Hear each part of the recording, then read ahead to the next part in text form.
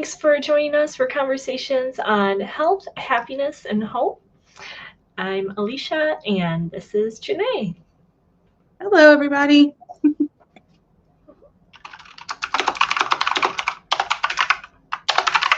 And we have a special announcement, and I'll remember to mute myself while I type.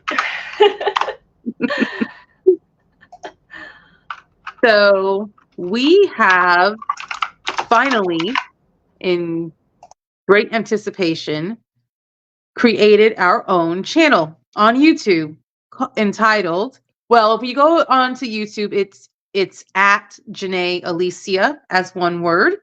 And it's, conversations on health, happiness, and hope. And that is where our live recorded videos will live.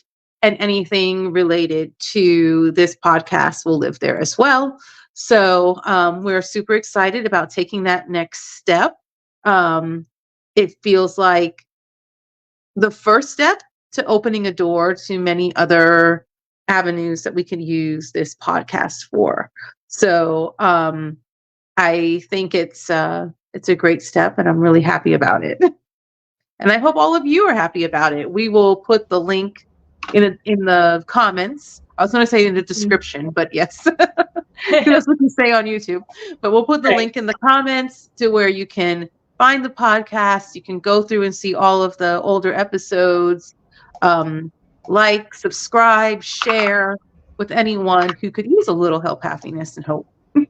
Yes, appreciate that.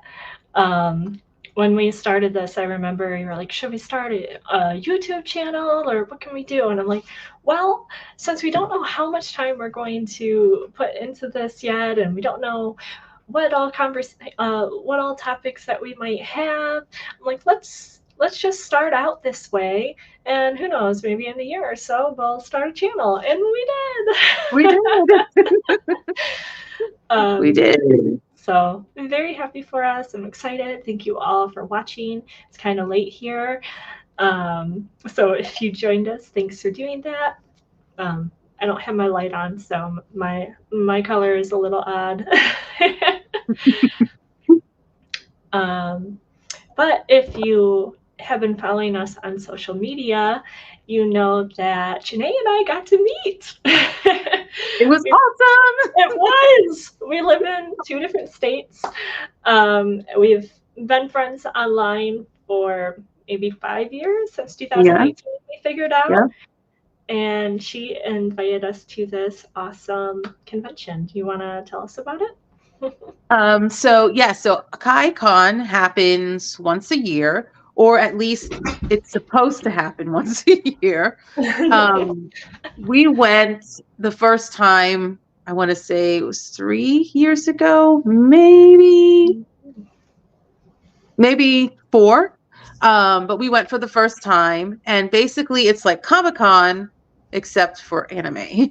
So all of the anime shows will be represented there. Artists, writers are represented there, and it's held in Lebanon in Tennessee, at the what is it called? I can't think of the name of it now. Farm Bureau Exposition Center. That's it. The Farm Bureau Exposition Center. So they have many events there. I went to a home and garden event earlier this year there. So it's a beautiful space, lots of room. So I kind of move around. And then they also used the Tennessee building because they had something else in that building centered around games and, getting your pictures taken with different, I did a mermaid, and there was one where you could just, pose on a screen, and they could do some professional photos for you too. So it's a really cool convention. The next year after our first year was canceled because of COVID. And I think for 2 years it was canceled. And then we had planned to go back the year it came back, but we had a scheduling conflict. And so we were determined that we were going to go this year. So I was very happy when Alicia said that she could come and then her husband would be able to come, because we have a shared love of anime. And I mean, of certain animes, I should say, not all anime, but yeah, certain animes. That's a And good way to put it. yeah. And I know that that Alicia loves to cosplay because I've seen your costumes that you've done for the Ren Fest and then also like for Halloween, and you're very creative. And I'm like, oh, I think she would really like this. So I was excited. The kids were excited. And it turned out to be a really, really great day. Yes, it really did, and I didn't mute myself. I pulled up our channel. Your kids are awesome. Your son's hilarious. Your daughter is like you, and I hope she likes that. I like that, but she's also her own person. But yes, as you were saying, some anime. I've over the last maybe 4 years, I've just become a lot more open to different like entertainment and art. I think I told you before, I was definitely more of like the traditional art snob, oil paints, pastel, watercolor. Right. I was like, this digital fantasy art, what is that? You're drawing cartoons. And now I'm like, wow, this is amazing. Look at that bright, vibrant color and all these textures you used, and you made your own brushes. What? And I'm struggling in clip art. So, I mean, Clip Studio. Yeah.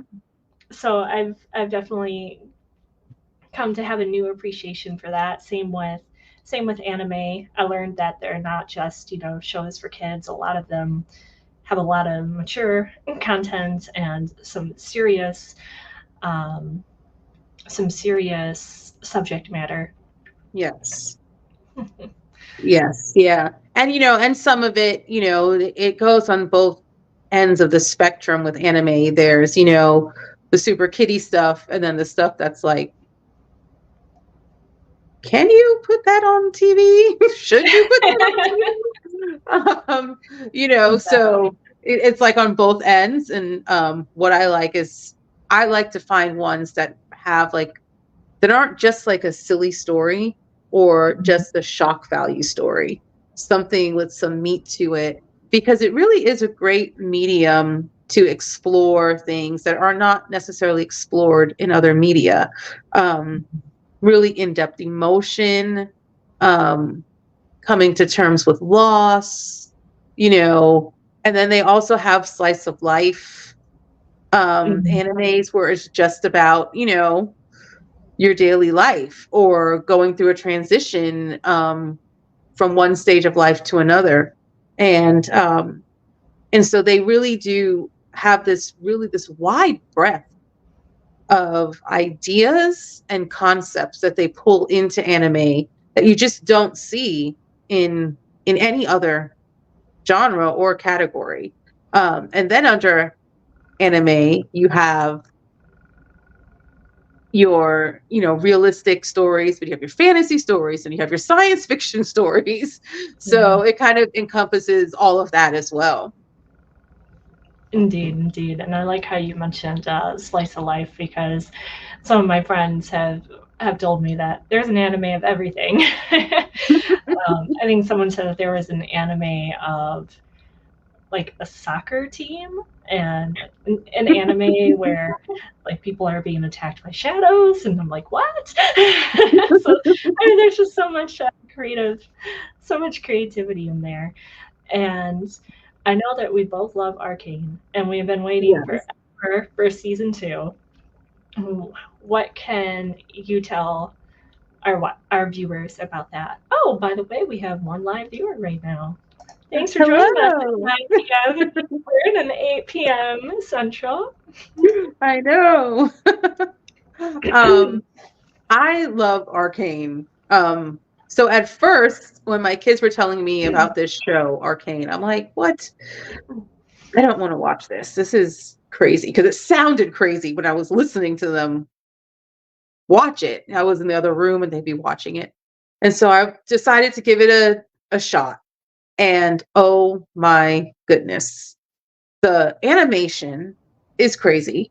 I don't know a lot about art, but I know they hand draw all the characters first, and then they add in the the body modeling portion of it. And they even went as far as all of the music on the show is original music made specifically for the show, for each character, and for each episode. I mean, it's crazy. Wow, that's Like beautiful. the depth, that they went into for this, and then the way that they talk about family relationships between the two main characters, where they're sisters and they get separated, and obviously one sister has some sort of psychosis, and how it just devolves because her sister is not there to kind of be her guiding light. And the way that they express that through color, through music, is just really, it's just done beautifully. And you really connect. I really connected, with all of the different characters. And then if there's politics in it, there's they discuss the issues of social classism and economics, and even the validity of that question we have in science: we can do it, but should we do it? Is also in there, like, just because we can do this thing, should we do it? Oh, hold on one second. I hear my chickens going crazy. Oh, among the many things that Ghene't does, she raises chickens along with homesteading and growing her own vegetables and all kinds of great things. But like Ghene't, I was introduced to Arcane in a similar way. My husband Chris was watching it on his own because he figured, I might not like it or I might not give it a chance. And every time I walked in just to say hello, if I was taking like a homework break or something, I was like, wow, this looks awesome. What is this? He's like, Arcane, it's really good. You should watch it.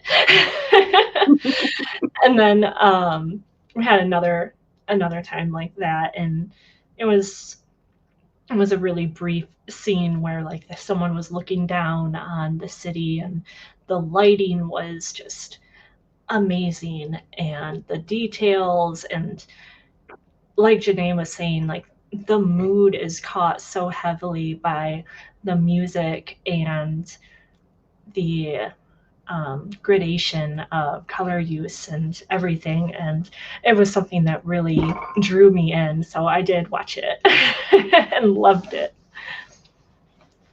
Yeah, I can see how that would be, just for you, really. I can't think of the word. Interesting is the word that came up, but that's not the real word. But that would grab you because you're an artist. And like, for the same reason that like it grabbed my daughter, because she's also an artist. And like, just when she would describe it to me, she was talking all about the color and the color scale and the music and all of that. So that's what really, really drew her. Yeah. It was just so beautifully done. And I really liked how you were talking about kind of the characters and the psychosis and not having support or having that love for their sister. And without giving things away, I mean, it's been out for what, year and a half, maybe? Maybe longer. Maybe we could just say spoiler alert. Spoiler alert. We'll put that on there. Yeah, spoiler alert. There is some devastation that happens with the main character's family. Vi, who is the older sister, and now I can't even. Powder is her given name. The younger sister. And this is what leads you in to all of the situations that are happening now that they are maybe young adults, I'd say. Yeah, because it starts as childhood. Yeah.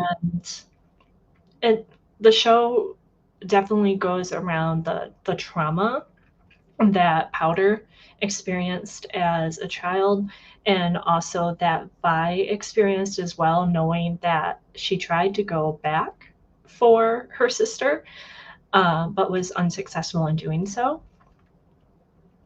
Um, what what more can you say about that, Janae?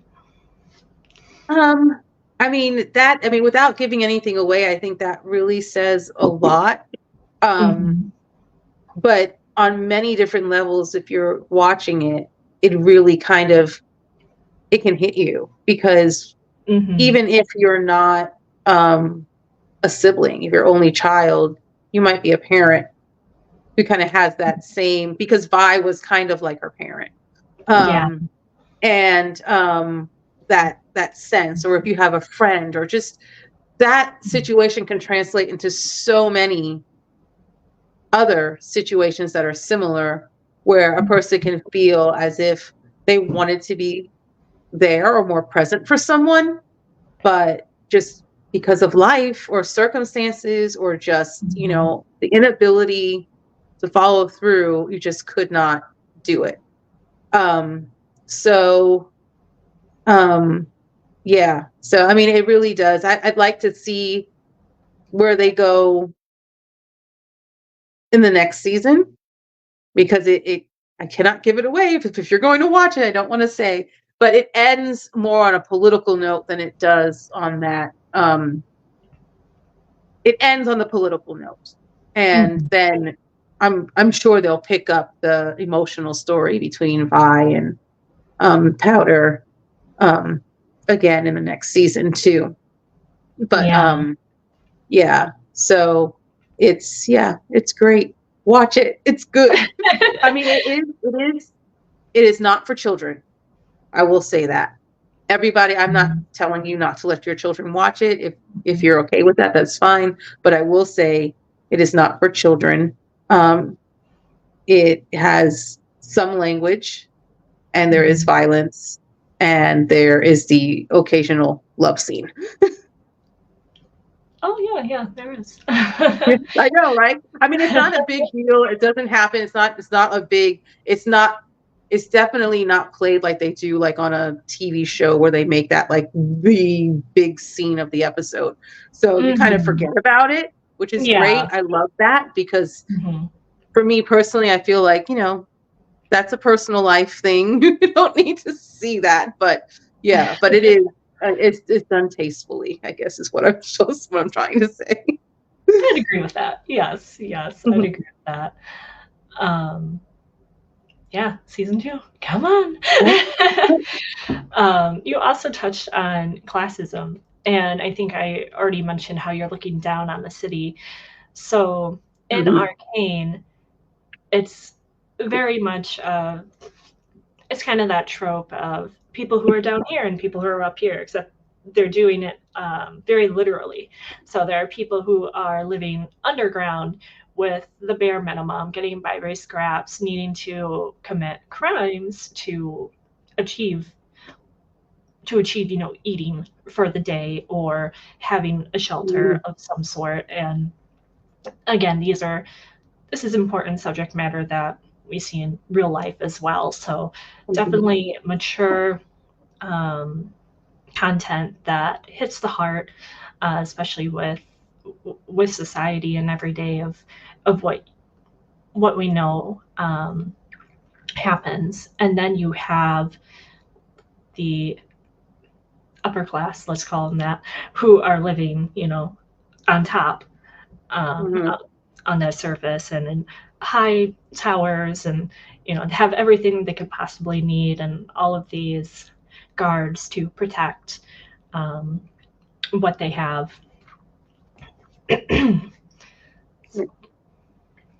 Yeah. And then also there's the exploitative nature that happens to people who are um, in a socially destitute or an underprivileged class, um, because even within their own society, they were being taken advantage of by the leader of their society, pretty much. Yeah. So,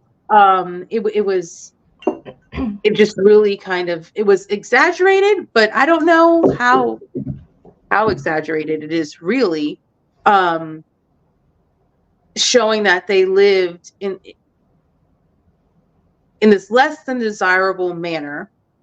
Mhm. And even the people who just want to just live their normal life and just work and go home and take care of their families, it was almost impossible to do that because there was so much crime, and they were all just under the thumb of someone who just didn't care about their well-being.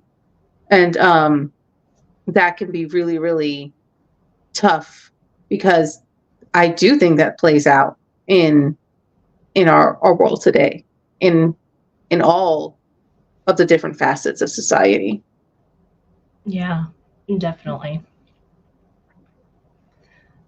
Thankfully, in our society, we definitely at least have access to a number of resources. Not that it's always, you know,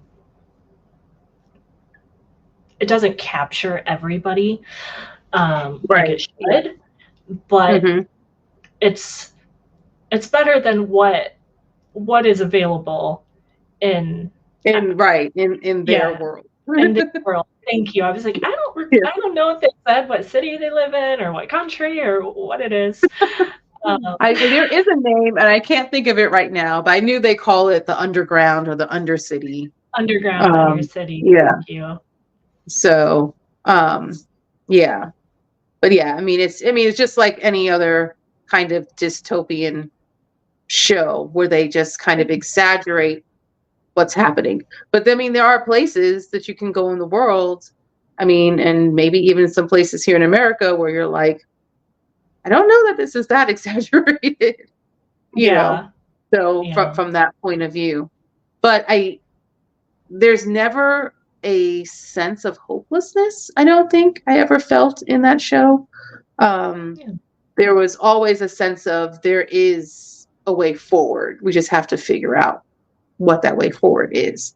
And I think that no matter what situation you're in, if you can keep that mindset that there is a way forward, even if I don't see what it is right now, that will keep your mind open, so that when opportunities do arise, it'll notice it and you'll be able to start making decisions to improve your life. That is a great realization and takeaway there, is that there is hope. There's some way to have this work for you, make the best of it, and to look for those opportunities. I'm thinking of some lighter moments that use some good creativity. Is in the earlier episodes of Arcane, seeing Powder wanting to join her big sister and her older friends in their operations, so she can be a part of it and earn her way. And she is just so smart and creative, and like her inventions that she makes. Yes.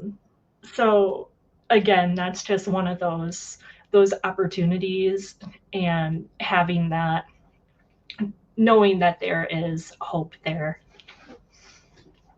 So Arcane, everybody. Yes, Arcane. If you watch it or you have watched it, let us know how you feel about it, and if you're also waiting for season 2, just eagerly, like we are. What's another one that you like to watch, and why? So I thought about which ones I wanted to talk about. I would say one of the first ones that I got into is actually, some people will say, oh, that's not anime. That was, that's American anime. But Avatar, The Last Airbender, and Avatar, Legend of Korra. Yes. My friend Sandra introduced those to me, and it is just such a cool world where there are 4 tribes. There is the water tribe, the earth tribe, the air tribe, and only the water tribes called the water tribe. All the rest are nations, and the fire nation. And they all have their own abilities. And in The Last Airbender, Aang is, I think, like a 9-year-old child. So they're supposed to be the reincarnation of this person who is called the Avatar, who has the power of all 4 of those nations. And they're supposed to use it to protect the world and to bring peace. And I love that Aang is just this little boy who then realizes that he has this power, and it just brings so much fun and innocence to something that could be scary at times, fighting warring nations with like the Fire Nation and such. And he meets Katara from the Water Tribe, and she's more mature, has her head on her shoulders, and kind of takes him under his wing.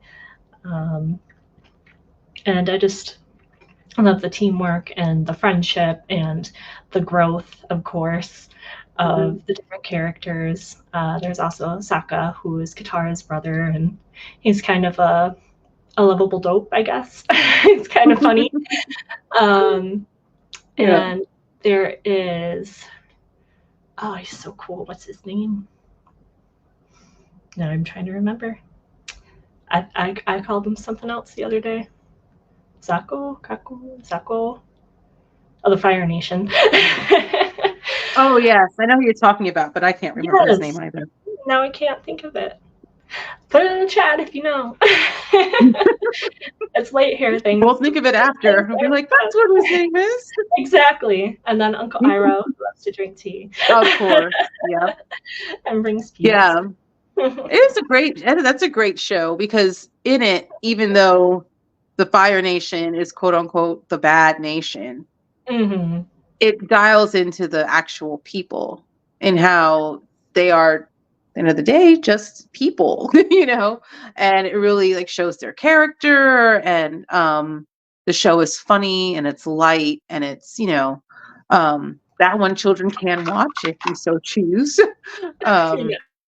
And it's just very sweet and empowering, because they do these little lessons in the episodes. It's more about overcoming adversity and being kind and encouraging each other.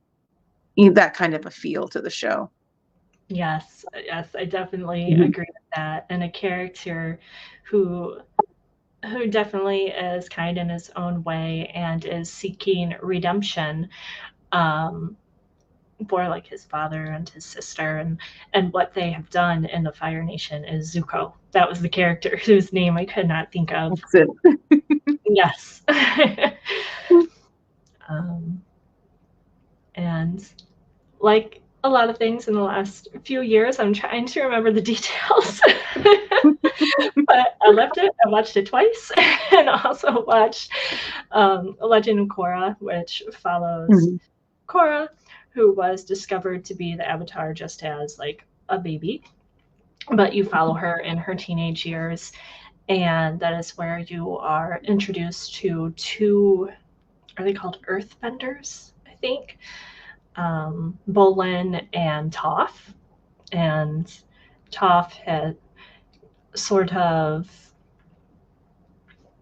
shunned away by choice from her wealthy, like entitled life. She is also blind, but she's not going to allow anyone to help her.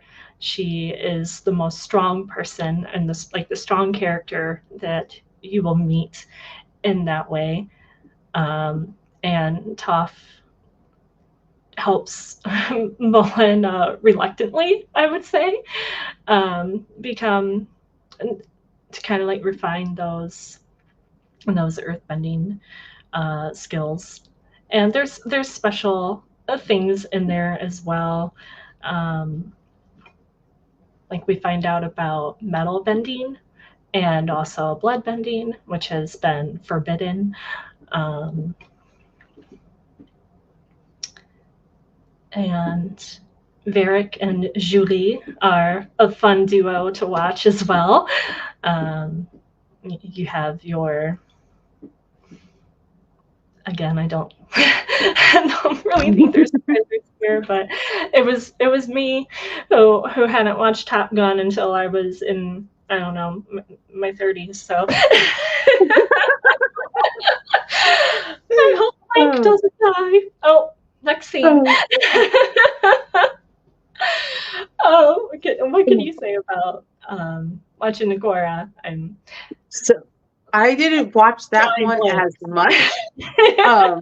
So I'll have to watch the whole thing, especially now that you brought out the blood bending. So I didn't get that far in the show. So I'm like, oh, that'd be cool. So I'll have to catch up on that one. But I did love The Last Avatar.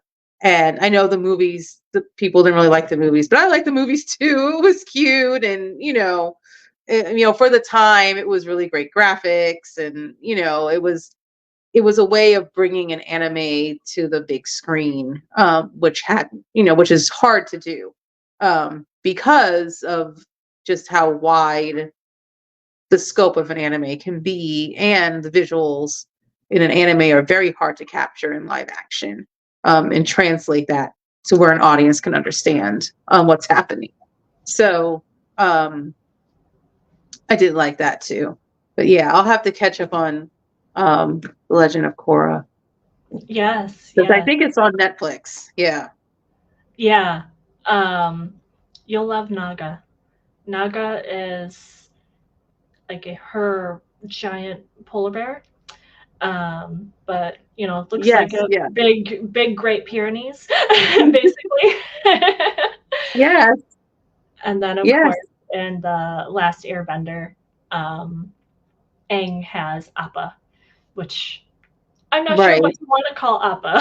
I don't know what Appa is. A large, flying, multiple-legged, huge-tailed, adorable animal. Right. I don't know. Cat, dog, fluffy teddy bear. Yeah, with multiple tails that spin. I don't know. Sandra, can you help me with Appa? Oh my gosh. So adorable, though. It's very, very fun. You take you on new worlds, just like we've talked about in reading. Yeah. There's so many good ones. I just thought about, I was thinking about some of the recent ones that I've watched, but an old classic, which is great. Of course, you have Sailor Moon, but then you also have InuYasha, which was awesome. And although I won't say that either of those has any of the depth really that Arcane and The Last Airbender had. I mean, I won't say they don't have a depth, but it's different. It's a different style of anime altogether. Those are definitely more like the fighting monsters and bad guys, the monster of the week kind of episode story. But InuYasha was cool because he was a half demon, half human, half demon. And then Kagome was from present day Tokyo, who ends up falling in a well and gets transferred back in time to feudal Tokyo. And it turns out that she is the reincarnation of his dead. I don't know if they ever got married, but they were engaged. So I don't know if they ever got married. It was a priestess. And so she was his reincarnation. And so the story is very much, besides just like trying to battle these monsters to save feudal Japan, was about their connection and him being in love with her, but then still also having this place in his heart for the other woman. So, yeah. And like trying to reconcile that, and then her trying to figure out, well, what is my place in all of this? I'm staying here because I'm trying to help these people, but really what am I staying for, and should I stay? So those are like little underlying things, because the show is, there's a lot of humor in it, a lot of silliness, and then there's all the fighting, and so that those themes are very, like, what's the word, subtext, and stretched out through the series. So, but that was another good one. Thanks for giving a description of InuYasha, because I heard of it a long time ago, but had no idea what it was about. So thank you for that. Yeah, it definitely sounds like there's a lot to it. An anime that I like that has humor, but it's more of like the bantering humor, and fantastic, like, witty writing is Castlevania. Okay. Now, like you, I would say, it's up to you what your children watch. But Castlevania, super mature, super violent, and in season 3, some explicit scenes. Okay. Some explicit scenes. I have not watched that one. But Castlevania, wow. The art style, again, is one that I can really appreciate. The storyline, so the first season is about it's Dracula. The first season, what happens is Dracula and his wife, Dracula is learning to be like a better person because of his wife, who is human, and his wife was practicing, medicine and science, and the church thought this was evil. This was, trying not to say anything too offensive here, but it was not acceptable during those times. And they went through and they destroyed everything that she had made. Lisa Tepesh, I think that is her name, in Castlevania, and they destroyed her and they killed her. Yeah, it's very sad. It happens in the very beginning, so this is the reason for Castlevania. Okay. And the townspeople are celebrating what has happened, because they feel that they've really done good here. Right. And this puts Dracula on a quest to destroy humanity, basically, because he tells the people, he's like, okay, you have 1 year to change your ways, or I can't believe you're celebrating type deal, or I will come here and I will wipe all of you off the surface of the earth, basically. So comes the 1 year and they are celebrating what was done, and Dracula lives up to his what he threat said he was there. going to do. Yeah. Yes, exactly. And then we see a little bit of Alucard, who is Dracula's son, and he is half vampire, half human. So again, you have the diversity. I think you could even say classism. I wouldn't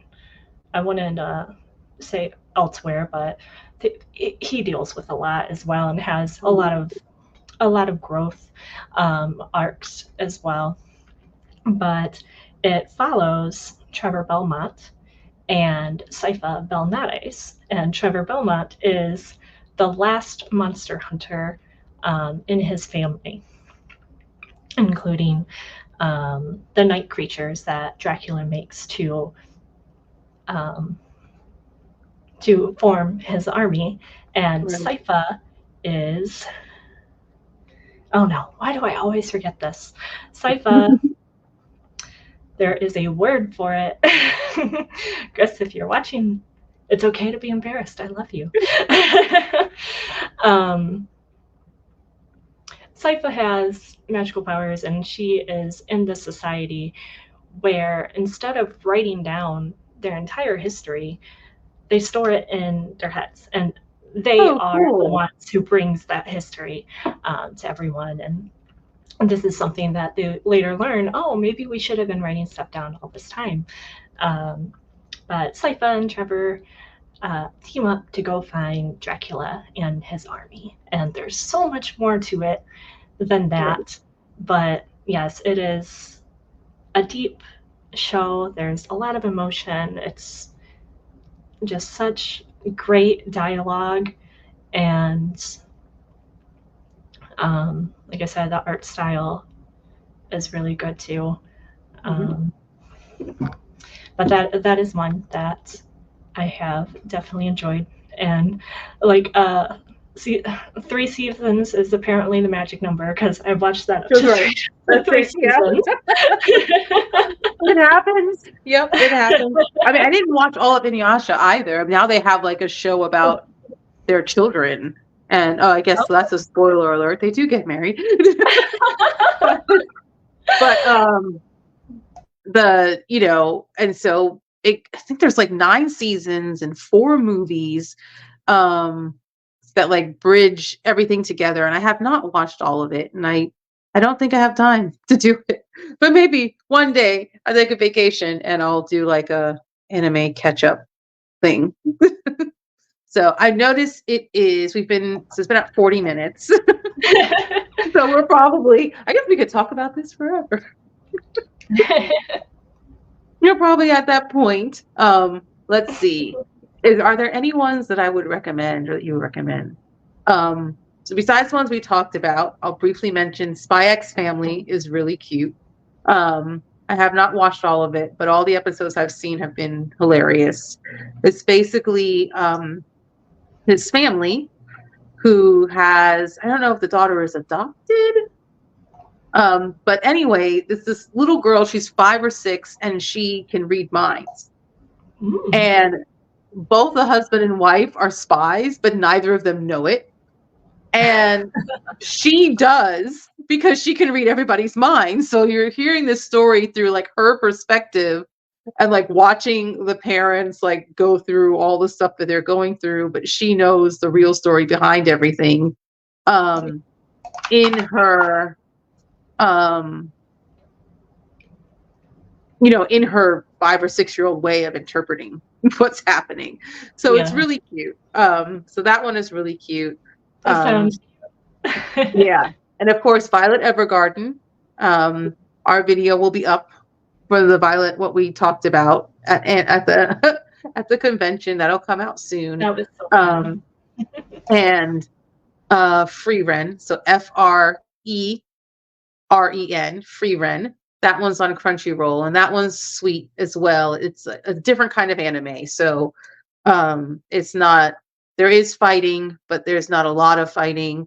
It's really about this elf and her going through life after all of her friends are growing old and passing away, and she's really trying to interpret how to live life and what it really means to live through a human's perspective, and really trying to come to terms with the fact that she's alone, and trying to make connections with people, and it's really hard for her. So I do like it, and there's only 1 season so far. I really want the next season. I was very sad that it ended. But yeah, but it was it's a new one, so that one was really sweet. So if there are any ones to start in, and then of course anything Studio Ghibli, although those can be, if you're not into anime, they're probably not the ones to start with. But my friend showed me Howl's Moving Castle, and Chris has not watched it, so we looked for it. We saw it's on Amazon Prime. I'm like, please watch it with me. We were having an art day, and we were talking, so I don't think I got everything out of it that I could have gotten, but I did enjoy what I watched, and of course, days with my friend. So thanks so much for this idea. And like you said, we were talking for 40 plus minutes, so we should probably wrap up. And thank you for forgiving us for being later in the evening and not having all of the details. I'm going to fill in some blanks there. But yeah, I hope that you go and watch and share our new channel and share a smile and And do something that makes you stronger every day. thanks so much. Bye. Bye.